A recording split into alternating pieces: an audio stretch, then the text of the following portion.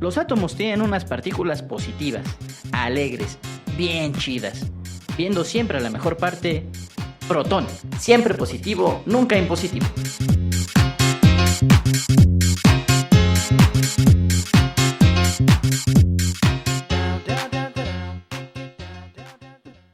¿Qué tal? Muy buenas tardes. Estamos aquí en su programa Protón, siempre positivo, nunca impositivo.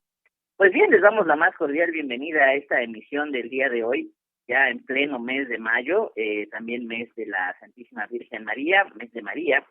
Y bueno, pues en esta ocasión hemos preparado un programa pues bastante interesante, bastante bueno, creo yo. En nuestra primera sección del Santoral vamos a hablar de San Pancracio, que en esta época pues ya pocos llevan este nombre, pero me pareció muy interesante su historia. De hecho, vamos a presentar esta sección de una manera distinta a como lo hemos estado haciendo en nuestras emisiones pasadas, precisamente por esta razón, porque francamente es una historia pues que merece un trato distinto, un trato especial. Y bueno, también en nuestro tema principal de nuestro programa, pues vamos a hablar acerca de pues la Declaración de Venecia. Ustedes dirán, bueno, pues de qué se trata, etcétera. Bueno, pues precisamente para eso es este programa, para explicarles por qué este documento internacional, pues puede ser muy importante y también puede ser muy benéfico, pues para el mundo después de nuestra terrible experiencia con la pandemia, ¿verdad?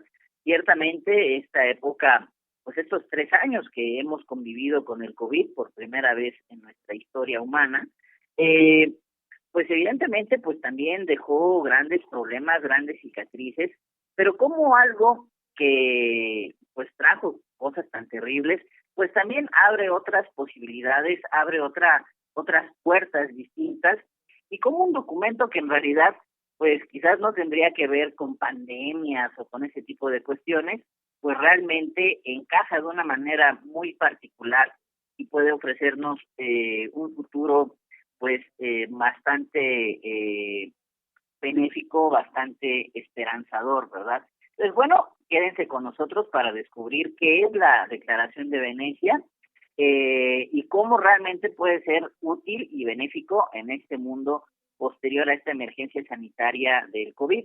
Que el COVID no se ha ido, no se ha ido ni se irá. Tenemos que seguir con medidas de protección, pero como esta época, pues podemos aprovechar las oportunidades que hemos aprendido, estas cuestiones que dolorosamente hemos aprendido, pero pues que puede abrir posibilidades muy grandes y muy buenas para nuestra sociedad.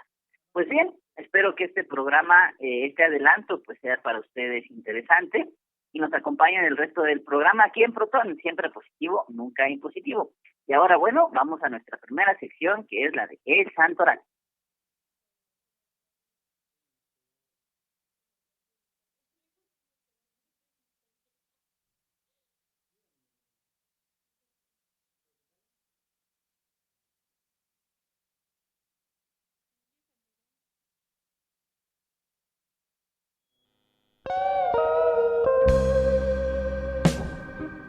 Mi tío se llama Anif de la Rev. Yo tengo un primo Usnavi. Ay, esos ni nombres son. Pues el tuyo, ¿de dónde salió? El Santoral.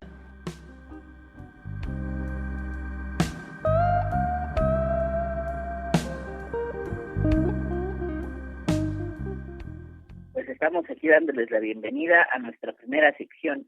Y bueno, como les comentaba en la introducción, bueno, pues vamos a platicar acerca de San Pancracio, pero como también les adelantaba, normalmente hacemos esta charla, ¿verdad? Esta presentación del santo del día, así como platicando, pero después de leer la hagiografía, como se llaman las biografías de los santos, hagiografía, pues la verdad es de que preferí leérselas.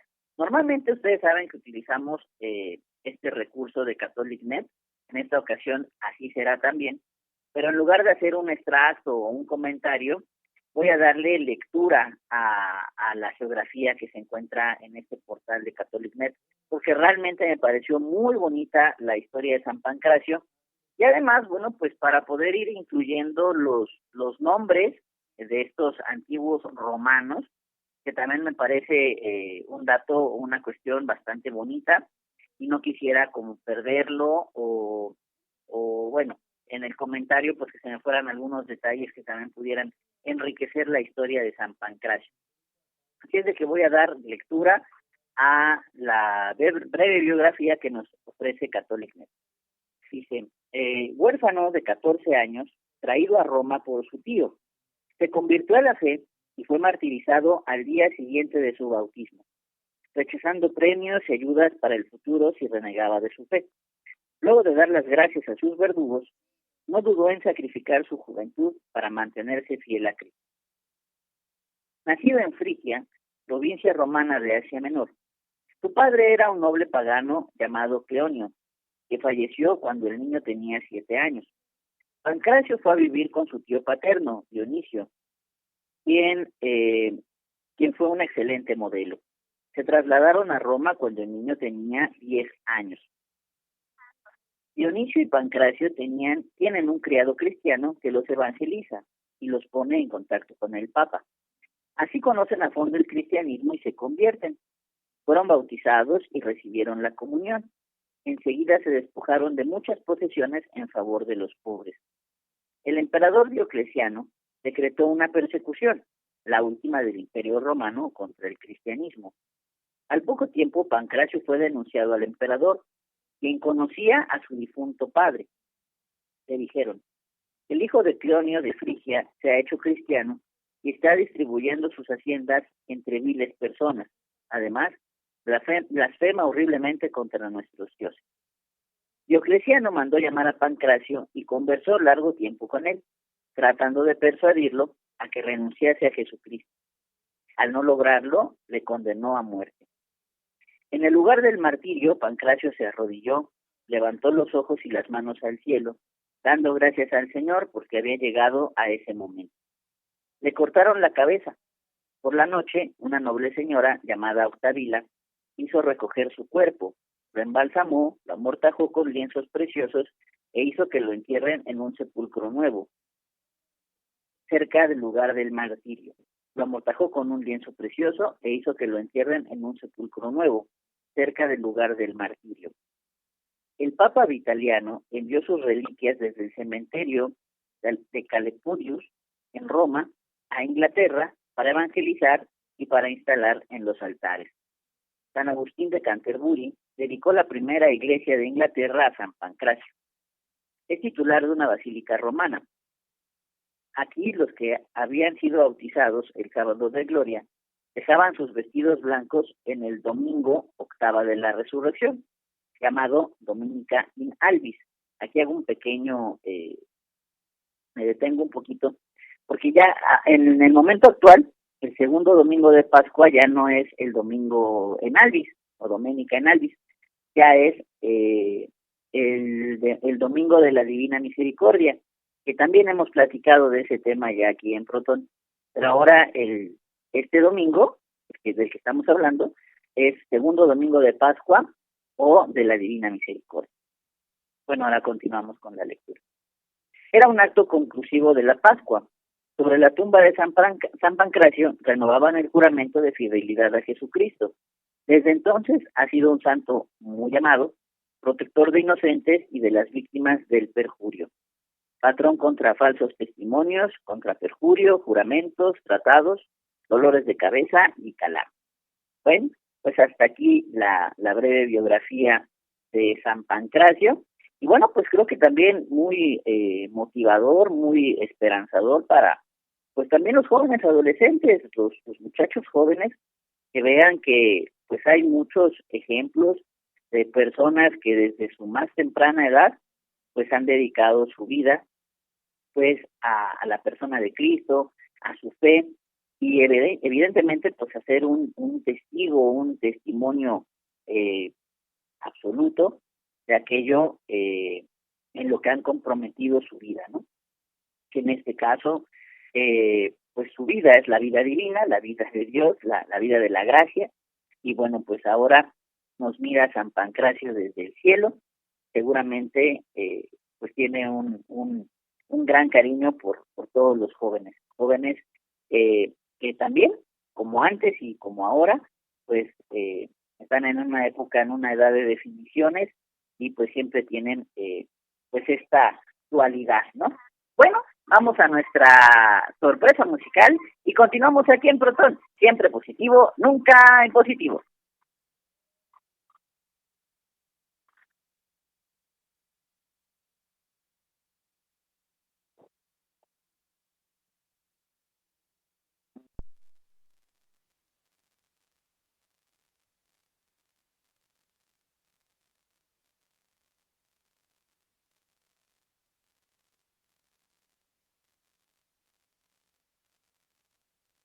This is where we all came from, the dreams we had, the love we shared. This is what we're waiting for. In our mind, in our head, this is where we all come. In our mind, in our head, this is where we all come. In my mind, in my head. This is where we all came from. The dreams we had, the love we shared. This is what we're waiting for. In my mind, in my head. This is where we all come. In my mind, in my head. This is where we all come.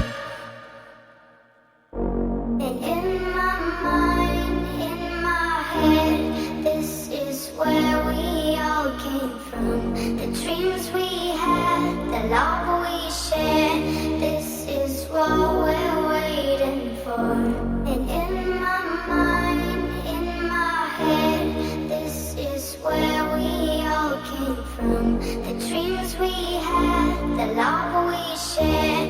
This is what we're waiting for. In our mind, in our head, this is where we all come.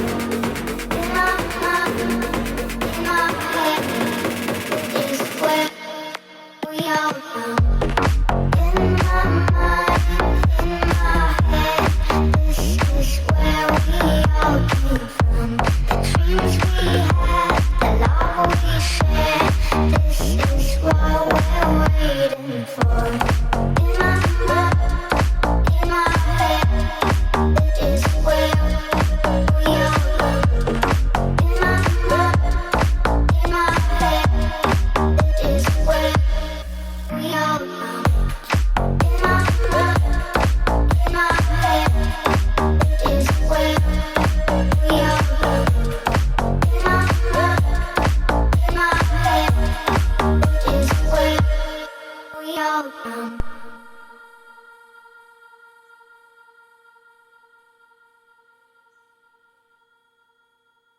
Estamos de nuevo aquí en su programa Proton, siempre positivo, nunca impositivo. Pues bien, pues ahora vamos a nuestro tema principal del programa. Les comentaba que nuestro tema el día de hoy es ¿qué es la Declaración de Venecia? Y un poquito lo que habíamos adelantado en nuestras redes sociales es que precisamente este documento puede abrir grandes posibilidades en este mundo posterior a la emergencia sanitaria del COVID, aunque tenemos que seguir evidentemente con nuestras precauciones básicas, ¿no? Las aglomeraciones, en dado caso usar los cubrebocas, etcétera, y bueno, pues también aflojar algunas otras cuestiones, ¿verdad? En beneficio pues de una mejor convivencia social, pero sin descuidar la salud. Bueno, les comentaba que este documento poco tiene que ver con cuestiones pues de pandemias, de epidemias y todo eso, pero eso lo vamos a descubrir en nuestra siguiente entrevista. Vamos a platicar con Dianet Vega. Ella pertenece al Instituto de Análisis de Política Familiar y bueno, es ella quien a través de esta entrevista nos explica qué es la Declaración de Venecia, cuáles son algunos de los puntos principales y precisamente en esta charla, pues cómo es que podemos explotar muchas de estas ventajas del documento y bueno, pues de este mundo que gracias a Dios pues podemos estar disfrutando a pesar de este gran dolor, este gran problema que hubo pues con el COVID-19. Bueno, espero que la disfruten y nos escuchamos ahorita.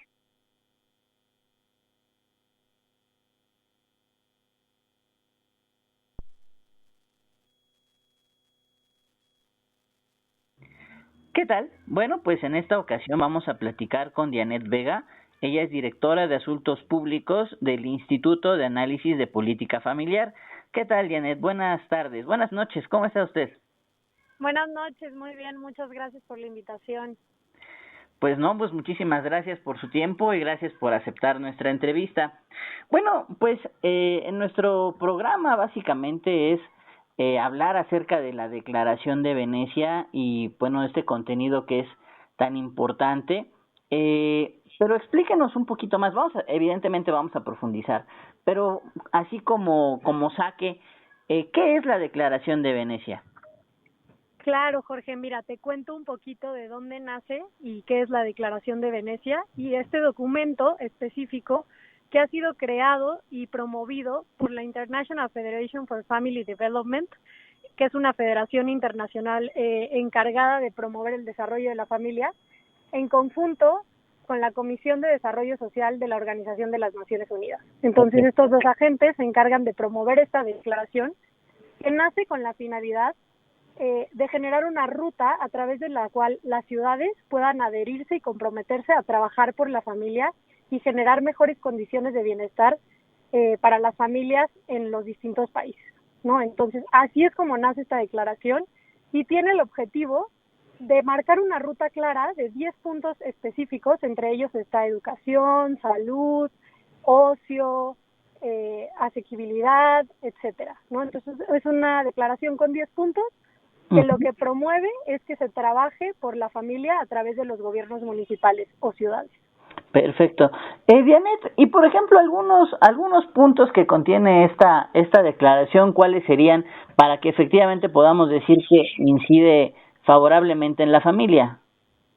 Claro, mira, de principio se reconoce primero a la ciudad o al municipio como la principal instancia de acercamiento a las familias, es decir, esta instancia que está mucho más cercana a la realidad del día a día de las familias y que puede conocer qué le duele a las familias. Exacto. De segunda instancia, se reconoce a la familia como el principal núcleo a través del cual se puede generar un cambio social.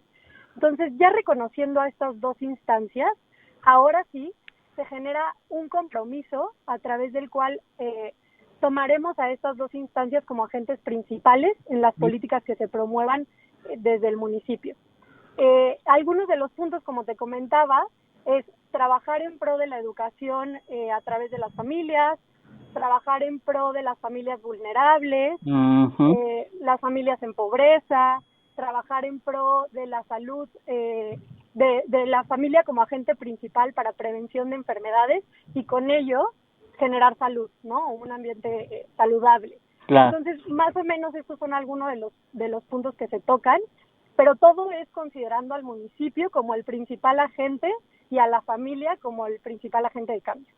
La verdad, fíjate que, bueno, comentando un poquito lo que usted nos platica, pues es muy real, porque realmente en la ciudad o en la comunidad donde vive cada persona o cada familia, pues es donde se dan sus realidades de trabajo, de escuela, pues incluso también las drásticas, ¿no? De desempleo, de enfermedad, de abandono, pero no somos como entes aislados, ¿no? Vivimos en esta primera comunidad que es nuestra ciudad, ¿no? Claro, así es. Y una pregunta que nos hacen mucho también es, por ejemplo, ¿por qué no a nivel federal, ¿no? O ¿por qué no a nivel estatal? Y la realidad es que lo que viven estas familias está mucho más apegado al municipio que incluso al gobierno estatal, porque son quienes de primera mano pueden palpar la realidad y lo que le duele a las familias del municipio. Entonces, al final podríamos hacer un compromiso a nivel federal, pero sabemos que no se tiene la visión realmente de la familia desde un nivel así. Además de pues lo sabemos, pero en México la realidad no solo en cada estado, sino en cada municipio es totalmente distinta. Y los problemas que se viven en cada municipio son totalmente distintos. Entonces, al final sí tiene que ser algo que se pueda bajar muy fácil a la realidad de las familias. Y por ejemplo, bueno, dentro de la declaración, no sé si exista el punto o si, digo, los que conocen bien el documento, hayan como desarrollado una como definición de lo que es una ciudad socialmente responsable, o es únicamente, digamos, como bajar estos 10 puntos. Una ciudad familiarmente sostenible es aquella que se adhiere a esta declaración, pero además lleva todo un programa para generar estas políticas. De alguna manera, digamos, la Declaración de Venecia es el compromiso que se genera, pero una ciudad familiarmente sostenible ya es aquella que logra comprometerse, digamos, ¿no? E implementar todo el programa. Ah, ¿no? Perfecto. Ajá. Y por entonces, digan. ¿Hay alguna certificación o hay algo? Porque ya ve que hay muchas empresas que tienen certificaciones de todo, ¿no? ¿Hay alguna certificación que haya sobre las ciudades? Que decir, bueno, ustedes ya llegaron a cierto estándar en estos 10 puntos. Claro, mira, te cuento un poquito del proceso de una ciudad familiarmente sostenible. Lo primero que hace es adherirse a esta Declaración de Venecia y después de eso, el Instituto de Análisis de Política Familiar le acompaña en todo un proceso a través del cual se implementan políticas familiares. Desde capacitar a todos sus agentes de gobierno, funcionarios públicos, llevar ciertas asesorías para lograr transversalizar la perspectiva familiar en todas sus políticas, etcétera, ¿no? Entonces, siguen todo un proceso y al final de ese proceso se les otorga un reconocimiento en el cual se declara una ciudad familiarmente sostenible. Qué interesante. Oye, y bueno, digamos dentro de lo que hemos estado pues pensando para hacer este programa, me parece que estas realidades de tener las ciudades familiarmente sostenibles es un escenario muy importante, digamos, en esta época pospandemia, ¿no? Ustedes, por ejemplo, ¿qué piensan de situaciones? Si quieres, te voy haciendo las preguntas una por una. Por ejemplo, ¿qué piensan ustedes de estas megaciudades, de estas metrópolis tan enormes que, por ejemplo, pues nos llevan 2 o 3 horas quizás llegar al empleo, otras 2, 3 horas para regresar, un problema de movilidad terrible, pero sobre todo que nos deja muy poquito tiempo para estar en casa? ¿Qué es más o menos lo que ustedes piensan, plantean, etcétera? Claro, justo me gusta mucho que toques este tema porque es un tema que tocamos mucho, sí, en el tema de ciudades familiarmente sostenibles, pero también en el de balance trabajo-familia, ¿no? Ah, perfecto, sí, ajá. Y algo que nosotros hemos visto es que padres y madres pueden llegar a invertir hasta 800 horas al año solo en ir y venir del centro de trabajo. Claro. ¿Y esto en qué se traduce? Claramente en menos tiempo en familia, sí. ¿No? Son horas que, si bien no son estrictamente en una oficina, son horas que pasan en el tráfico para poder llegar a trabajar o a su lugar de trabajo. Claro. Entonces, parte de lo que promueve esta declaración, pero en específico el programa de ciudades, es que todas las instancias de gobierno tengan una visión de perspectiva familiar. Y con esto te voy a poner un ejemplo. Muchas veces en los municipios hay instancias que pudieran creer que no tienen que tener esta perspectiva familiar, como lo es, por ejemplo, obras públicas, ¿no? Que son los encargados de generar vialidad y las calles y generar todos estos planos de cómo se va a construir una ciudad. Ahora, una ciudad que no tiene esta visión, lo que pasa es justo lo que acabas de mencionar. Se generan pues vialidades que a lo mejor no se cuenta con la perspectiva de que por esa calle va a pasar un papá, una mamá, un niño que va a la escuela, un abuelo que tiene que llevar al niño a la escuela. Claro. Entonces, lo que nosotros creemos y promovemos es que si le damos estas herramientas a los funcionarios públicos, por ejemplo, a alguien de obras o del tema de vialidad, sí, va a lograr ver el impacto que tiene la calle que está haciendo o el puente que está generando, no solo para las personas, sino para familias enteras, y lo que una familia se puede ahorrar en tiempo de transporte, pero también hay que decirlo, en economía. Moverte en una ciudad donde te haces 2 horas al trabajo, económicamente es mucho más caro. Sí, por supuesto. Y por ejemplo, en otro caso muy ligado con esto, pero también ligado con el tema, pues, ¿qué vamos a hacer? ¿Cómo vamos a vivir después de esta pandemia? Por ejemplo, también la cuestión de los trabajos a distancia, de los home office, que si bien es cierto, pues no dejan de ser trabajos, pero también nos permiten mayor tiempo de convivencia o al menos, ¿no?, de presencia, pues en el hogar, con los hijos, con las personas mayores, con personas que normalmente son las que se quedan en el hogar, ¿no? Claro, la verdad es que esta nueva realidad que nos trajo la pandemia ha sido de mucha ayuda para muchas familias. Sin embargo, creo que también hay que decirlo, hay que dotar de herramientas a los padres. Exactamente. Que se quedan en casa, porque al final siguen trabajando, siguen teniendo hijos, ¿no? Y ver esta nueva realidad y ver cómo regularla, porque al final el home office no significa que entonces puedes estar conectado al trabajo todo el día, ¿no? Significa que siguen existiendo horarios de trabajo y que puedes hacer desde tu casa. Pero creo que es motivar una cultura de balance trabajo-familia aún en trabajos remotos. Claro. Y fíjate que, bueno, la verdad es que es muy, muy, muy interesante este tema. Y, por ejemplo, una cosa que no había pensado y más bien me brinca de lo que tú comentas, esto de las obras públicas, etcétera, pues cómo sería bastante bueno, bastante útil, más ciudades con más espacios verdes, ¿no? Con más espacios donde la familia pueda convivir, más parques, más áreas de convivencia, más auditorios, ¿no? Donde realmente podamos ir haciendo comunidad. Claro, ese es todo un tema importantísimo, porque al final los espacios verdes promueven esto, no solo los espacios verdes, sino los espacios públicos que generan interacción en familia. Esto que tú dices de los parques, incluso los museos, ¿no? Que además de ser un momento de integración familiar, llevan también una parte de la cultura del país.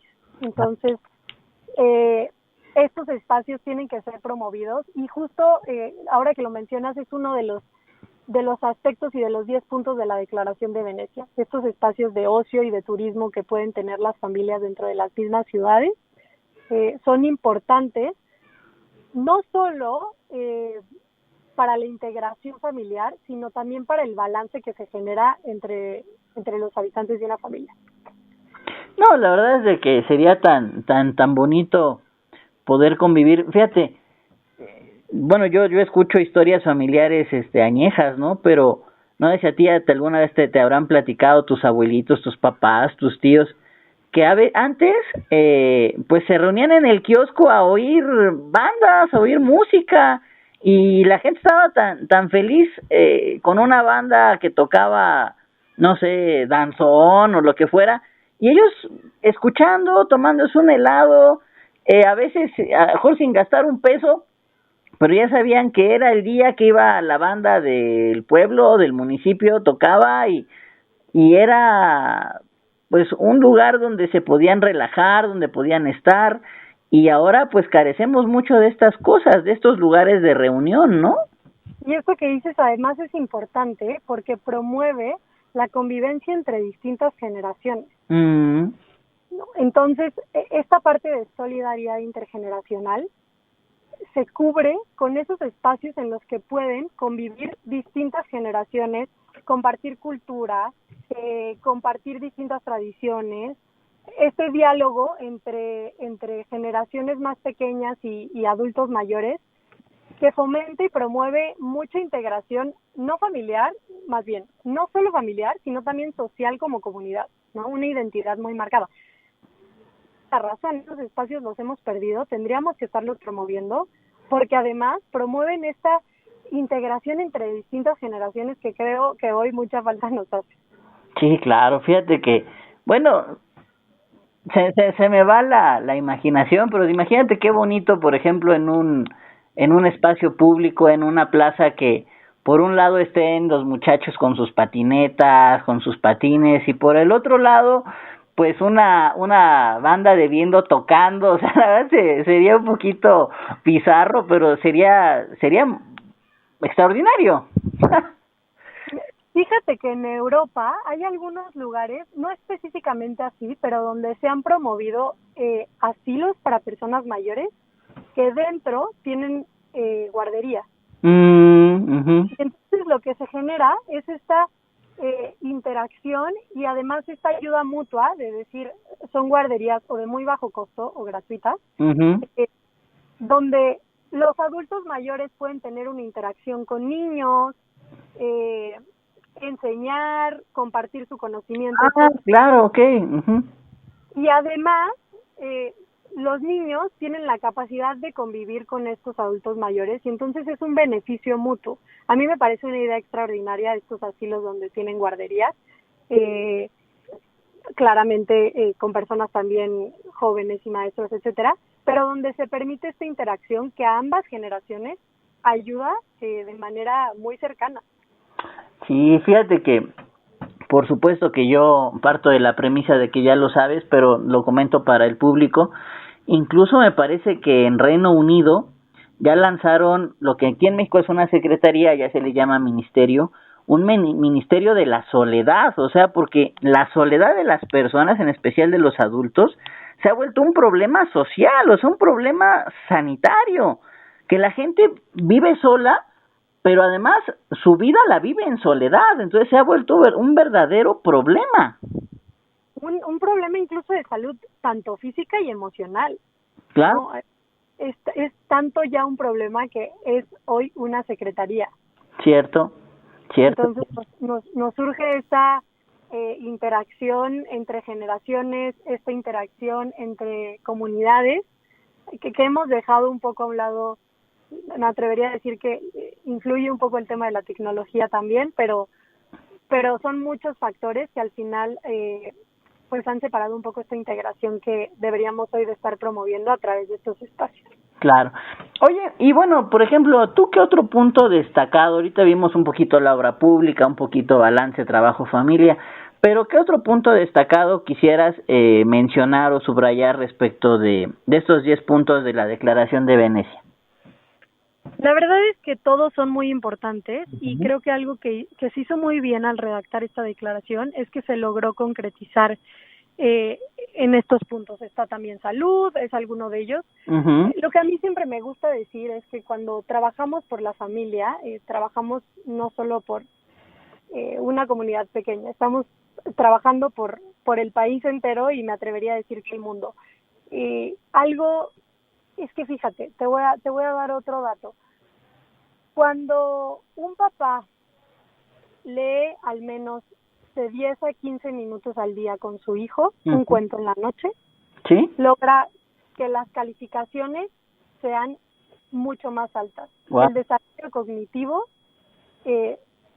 se eleve por completo, uh-huh, que tenga una mejor relación escolar, ¿no? Y eso solo con invertirle 15 minutos al día sí, a un niño a leer. Otro de los datos es que un papá que come al menos 3 veces a la semana con su familia o en familia con sus hijos, tiene al menos la mitad de probabilidades de que su hijo consuma alguna droga en la adolescencia. Es decir, quienes no logran comer al menos 3 veces a la semana con sus hijos tienen el doble de probabilidades de que sus hijos consuman de alguna manera alguna sustancia adictiva.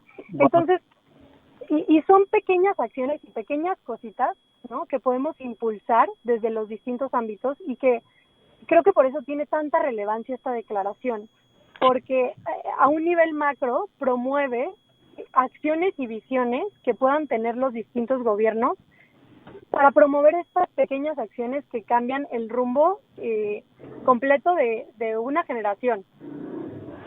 No, la verdad es de que son temas muy muy amplios. Fíjate que yo alguna vez escuché, ¿no?, una persona que trabajaba con personas en adicción, decía, nadie que consuma drogas es porque tiene una familia perfecta. O sea, Por supuesto que hay alguno que lo intente por curiosidad, pero normalmente es porque una relación familiar, sus relaciones personales, pues no van bien.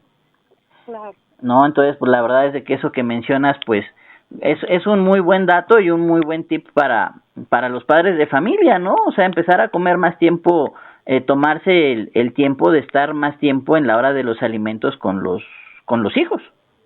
Claro, yo entiendo que en muchas ciudades en México es muy complicado por esto que comentábamos antes, ¿no? El tiempo, las 2 horas de tráfico, las distancias, los lugares de trabajo, pero ni siquiera es todos los días, ¿no? Son 3 veces a la semana que podríamos invertir y que más que nada fomentar una cultura de trabajo de esta manera, ¿no? Que las empresas en las que trabajemos conozcan estos datos y sepan el bien que le van a hacer a la gente con solo otorgar, no sé, a lo mejor un trabajo híbrido, ¿no? Donde no tengas que ir todos los días a la oficina, pero algunos puedas hacerlos desde casa, sí. Horarios más flexibles para madres y padres. Claro. Entonces, creo que es un trabajo conjunto. Hoy hablamos de gobiernos municipales a través de la Declaración de Venecia, pero creo que es un trabajo conjunto entre sociedad civil, empresas y gobierno.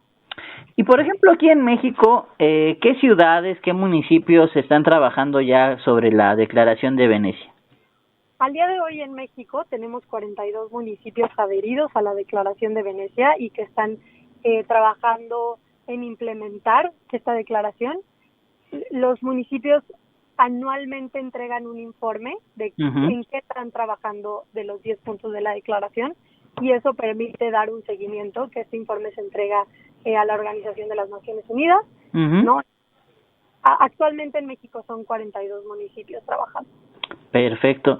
Y bueno, te digo, la verdad es de que yo traté como de unir mucho este tema con el mundo, digamos, post-pandémico, porque realmente se abre una cartera de posibilidades muy amplia. O sea, quizás nuestros esquemas antes de la pandemia pues era nuestras 8 horas en la oficina y que el jefe vea que soy el último en irme, aunque nada más esté jugando solitario, o no sé, o sea, tengo un trabajo del otro lado de la ciudad, pero ni modo, tiene que ser presencial y aunque me eche 3 horas de camino ida y vuelta.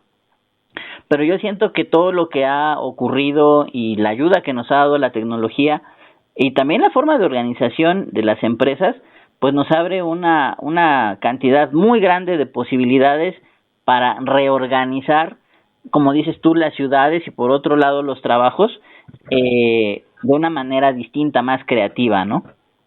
Definitivamente tenemos un nuevo panorama y la pandemia, así como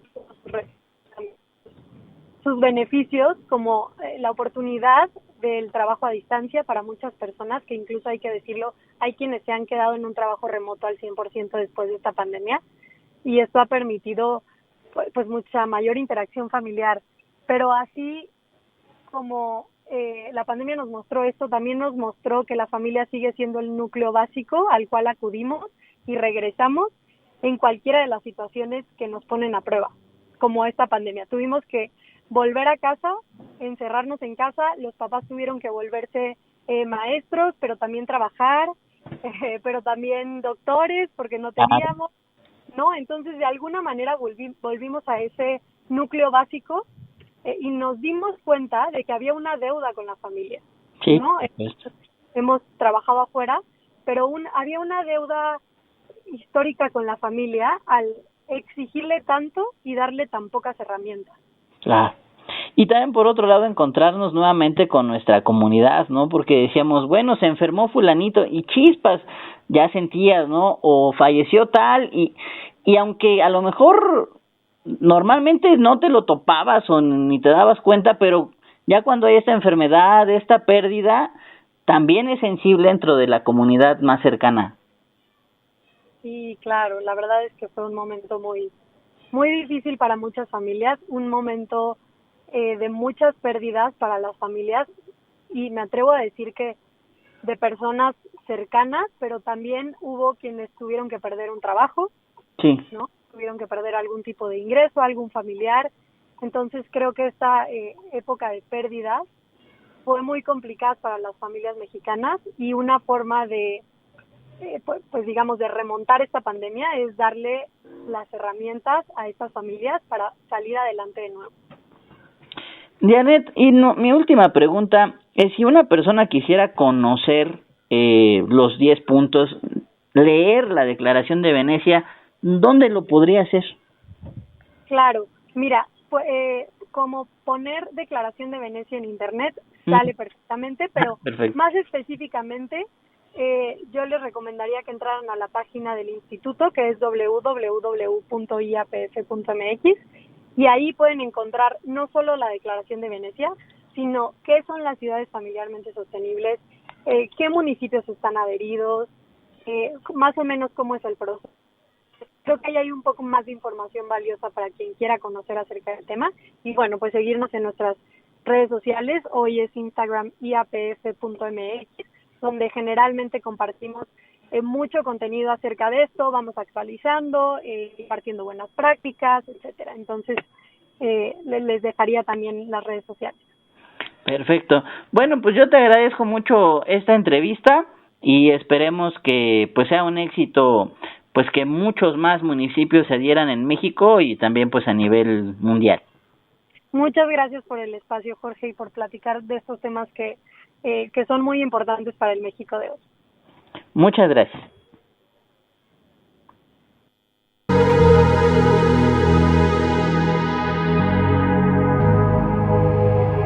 Let's get down to business.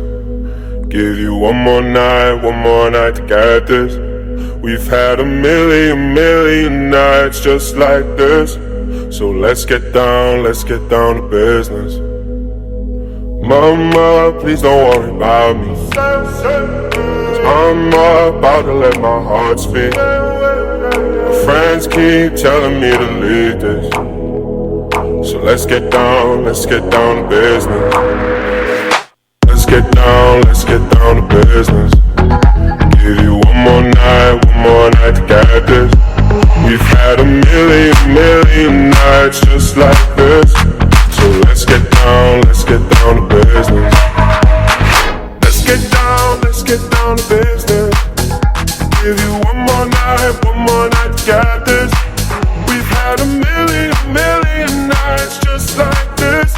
So let's get down to business. Back and forth with the bullshit. I know I said it before, I don't mean it. It's been a while since I had your attention, so it might hurt to hit it.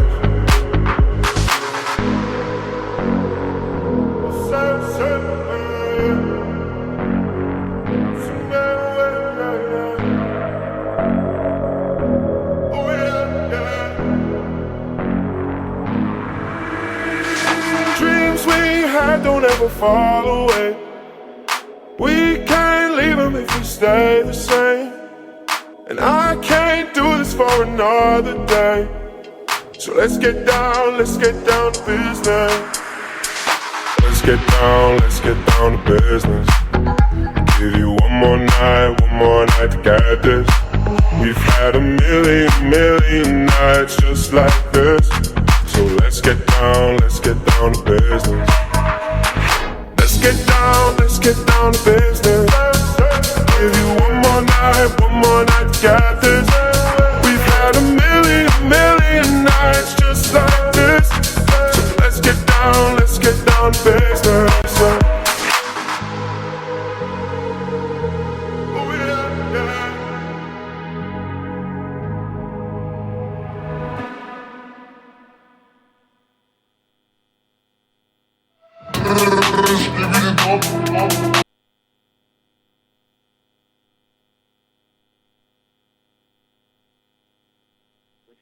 Amplía un poco el panorama sobre muchas cuestiones que tienen que ver con las ciudades, que tienen que ver con los municipios, que tienen que ver con nuestras familias y cómo esta integración pues puede generar mejores sociedades, ¿verdad? Bueno, pues simplemente ya para terminar y ir cerrando el programa, quiero hacerles una recomendación. Acaban de estrenar el pasado 10 de mayo una película que se llama Mirando al Cielo. Esta es la historia de San José Sánchez del Río, este muchacho que participó en la Guerra Cristera y que bueno, pues ha sido declarado como mártir, ha sido declarado como santo hace algunos años. Y bueno, él también, igual que San Pancracio, pues era muy joven, tenía entre 13, 14 años aproximadamente, y pues también pues fue martirizado de una forma pues bastante fuerte. Y entonces, si ustedes quieren conocer una nueva versión, una aproximación a la historia de San José Sánchez del Río, mexicano, por cierto, de Michoacán, bueno, pues pueden acudir a Cinépolis, está en varias partes de la República. Bueno, ahorita no dar la lista completa, pero se encuentra en Tampico, Ciudad Victoria, Zacatecas, Tapachula, Villahermosa, La Piedad, Morelia, Durango, Torreón, Saltillo y muchas otras, ¿no? Y dentro de la Ciudad de México, lo pueden ver en Plaza Aragón, Mesa Norte, Plaza Arboledas, Plaza Tlatelolco, Sendero Iztapaluca, Catepec Américas, Paso Interlomas, Plaza Centellas, Plaza Central, Mesa Jardín Carso, Plaza Toreo, Patio Santa Fe, Plaza Satélite, Esmeralda Tizapán, Perisur, Portal San Ángel, Patio Tlalpan, Gran Patio Texcoco. También Puebla tiene varias salas, y en Toluca, Pachuca, Ciudad Juárez, etcétera. La verdad, bueno, pues les recomiendo, bueno, pues, ¿qué puedo decir yo? Que cada programa tenemos una historia de un santo, pues que puedan verla también en imagen, puedan ver pues una historia, un recorrido de 1 hora y media, 2 horas, toda la historia de alguien tan admirable como San José Sánchez del Río. Bueno, pues espero que este programa les haya gustado, que el fin de semana vayan a ver esta película Mirando al Cielo, y bueno, y muchas gracias allá en cabina, y si Dios y la Virgen nos lo permite, y San José también, nos escuchamos el próximo viernes aquí en Protón. Siempre positivo, nunca impositivo. Ahora formas parte de esta comunidad de partículas positivas. Te esperamos la próxima en Protón. Siempre positivo, nunca impositivo.